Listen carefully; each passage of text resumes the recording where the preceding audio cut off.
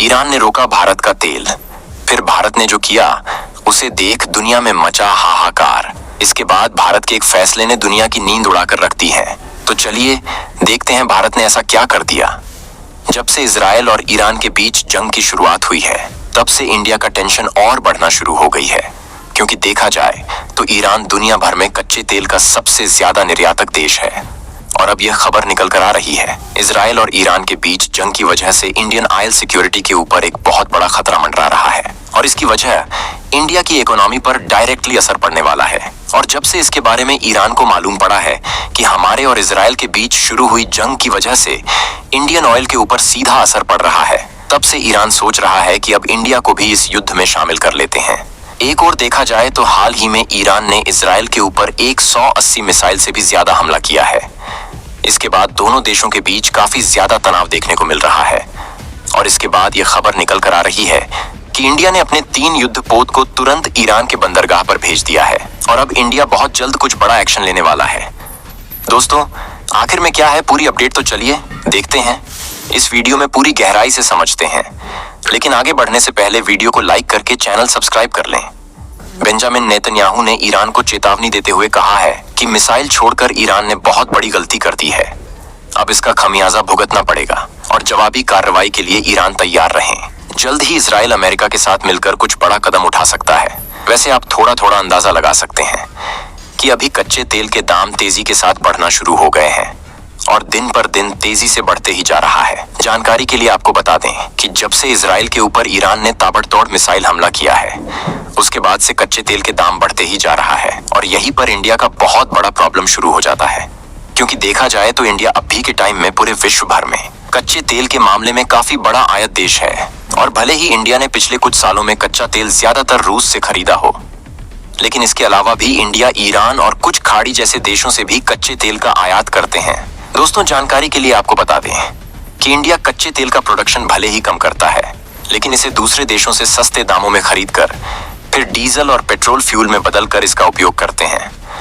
और इसका उपयोग सिर्फ इंडिया में ही नहीं किया जाता है, बल्कि इंडिया इससे दूसरे देशों में तेल निर्यात करके खूब सारा पैसा भी कमाई करते हैं। और पड़ोसी देशों के साथ साथ यूरोपीय देशों को भी इंडिया इस तेल को सप्लाई करते हैं, क्योंकि इंडिया एक ऐसा देश है जहां अभी के टाइम में कच्चे तेल का प्रोडक्शन नहीं करने के बावजूद भी पूरे विश्व भर के देशों से काफी कम कीमत में पेट्रोल और डीजल दूसरे देशों को निर्यात करता है।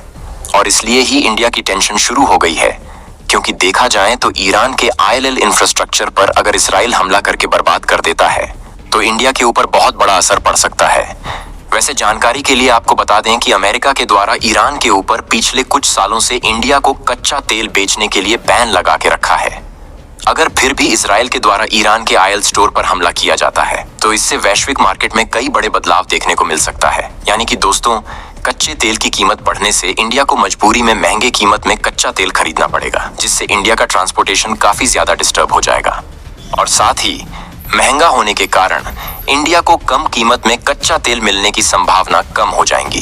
दोस्तों, यदि कच्चे तेल के दाम बढ़ते हैं तो इसका असर सिर्फ पेट्रोल और डीजल के कीमतों पर देखने को नहीं मिलेगा, बल्कि हम लोग जो भी खाने पीने की चीज को यूज करते हैं उसका कीमत भी आसमान छूने लगेगी। और इसका अंदाजा शायद आपको लग भी रहा होगा, क्योंकि अभी के टाइम में बहुत सारे प्रोडक्ट की कीमत आसमान छूने लगी है।